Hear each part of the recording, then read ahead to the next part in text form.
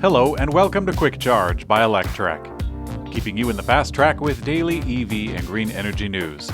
I'm Mikey G, and it's Tuesday, October 20th. According to new registration data, Tesla sales are recovering in California amid the pandemic. In the second quarter, Tesla sales were unsurprisingly near half because of the pandemic, and now we're getting the results for the third quarter based on title and registration data collected by Cross-Shell, and it shows that Tesla managed to recover in California. Reuters reported, quote, "The report released on Monday showed registrations in California, a bellwether for the electric car maker and its largest U.S. market, recovered from a second quarter low of roughly 9,800 vehicles to around 16,200 vehicles in the 3 months ended September. But third quarter numbers lagged some 13% behind last year's due to a large drop in Model 3 registrations." Tesla is set to announce its third quarter 2020 financial results tomorrow, on October 21st, after the market closes. As usual, a conference call with Q&A and Tesla's management is scheduled after that result. Tesla already released its third quarter 2020 numbers, confirming that it delivered 139,300 cars and produced more than 145,036 vehicles between July and September. This is a new record for Tesla, who met Wall Street expectations with the results, which were fairly high amid the COVID-19 pandemic. Wall Street's revenue consensus during the first quarter is $8.276 billion, and Estimize predicts a higher revenue of $8.433 billion. Unsurprisingly, the market is expected a significant quarter-to-quarter jump in revenue due to the new delivery record. 7 or possibly 8 Tesla vehicles burned in a fire at a Tesla store in Malmö, Sweden, and the police are investigating the possibility of arson. Translated from Swedish, the local news SVT reported, quote, "It has burned in 7 or 8 electric vehicles in different places on an area of 300 to 400 square meters, says Magnus Cullen, rescue leader at the Rescue Service South, early in the morning. Now, the cause of the fire is officially unknown, but Magnus Cullen, the rescue leader, said that he has a hard time believing that it wasn't started by an arsonist. It wouldn't be the first time that Tesla vehicles were targeted by an arsonist. However, it also wouldn't be the first time that a fire started at that Tesla location. Back in 2017, Tesla's store and service center in Malmö caught fire, and the fire started inside of the shop at the service bay. This episode of Quick Charge Podcast is brought to you by Electrify America, the nation's largest coast-to-coast charging station network for electric vehicles. No matter where you're heading, they have chargers nearby. And at charging speeds up to 350 kilowatts for capable electric vehicles, they'll help you get there, fast. Find out what they're up to at electrifyamerica.com. That's electrifyamerica.com. Electrify America. Hello, freedom.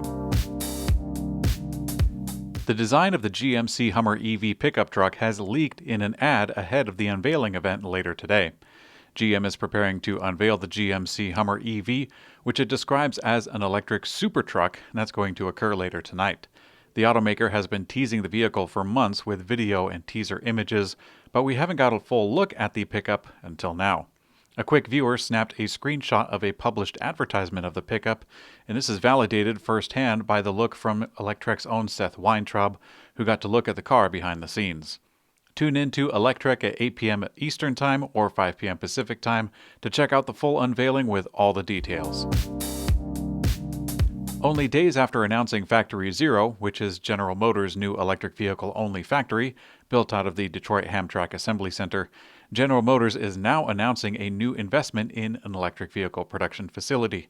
GM announced today that it's investing $2 billion to produce electric vehicles at its factory in Spring Hill, Tennessee. The updated factory will produce the Cadillac Lyriq electric SUV, among other electric vehicles.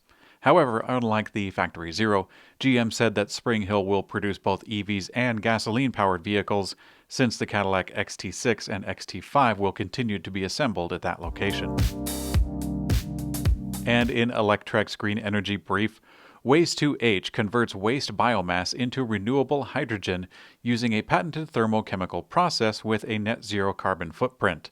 The company is a joint venture between U.S.-based Clean Energy Enterprises and Japan's Blue Energy Corporation, and it began operations in 2019. It expects to begin supplying hydrogen to customers by early 2021.